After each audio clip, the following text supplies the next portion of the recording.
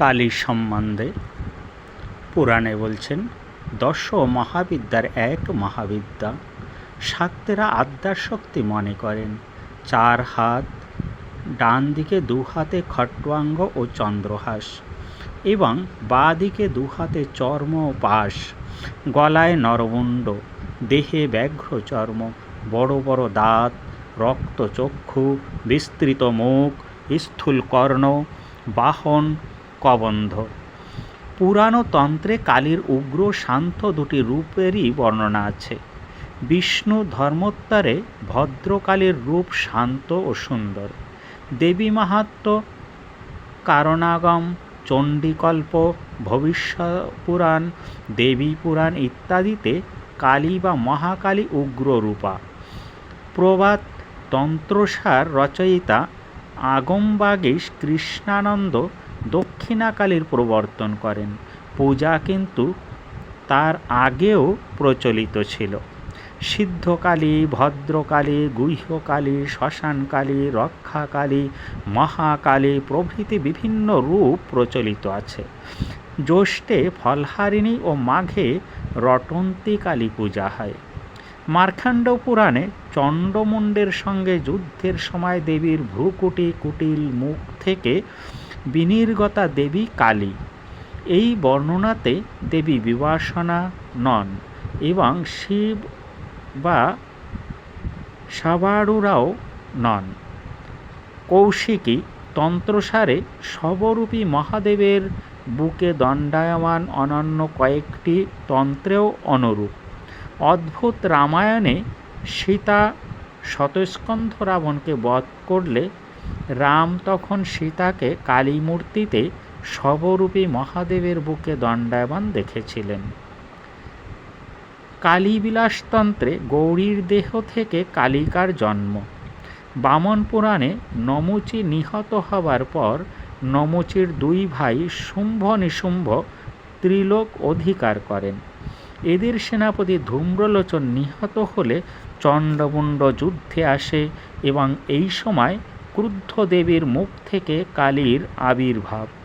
কালিকা পুরাণে মতঙ্গাশ্রমে দেবগণ শুম্ভ নিশুম্ভ বধের জন্য দেবীর স্তব করতে থাকায় মাতঙ্গের দেহকোষ থেকে কালিকার জন্ম।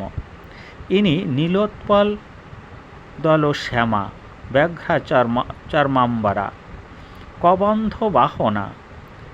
এর অষ্টযোগিনী ত্রিপুরা, ভীষণা, চণ্ডী, কর্ত্রী, হত্রী, বিধায়িনী, করালা ও শূলিনী। কালীবিলাসতন্ত্রে গৌরীর দেহ থেকে কালিকা জন্মান। রক্তবীজের রক্ত পান করেন চামুণ্ডা চণ্ডী কাত্যায়নী। মহাভারতে শক্তিক পর্বে কালীর ভয়ঙ্করী মূর্তি রয়েছে। পার্বতীর ক্রোধ থেকে জন্ম মহাকালীর ভদ্রকালীর দক্ষযজ্ঞ নষ্ট করতে গিয়েছিলেন। হিমালয় দুহিতা কালী ওরফে গৌরী শ্যামল জলধাবা বা নীলোৎপল ছবি। এরপরে আমরা দেখি কালিকা পুরাণের সতী, বিষ্ণু, মায়া। কালিকা সিংহস্তা কৃষ্ণা দেহ ত্যাগ করে মেনকার মেয়ে কালী নামে জন্মান।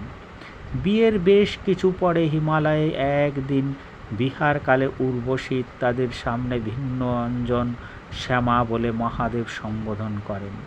অপমানে হিমালয়ে মহাকোশী প্রতাপ নামক স্থানে শতবর্ষ শিবের তপস্যা।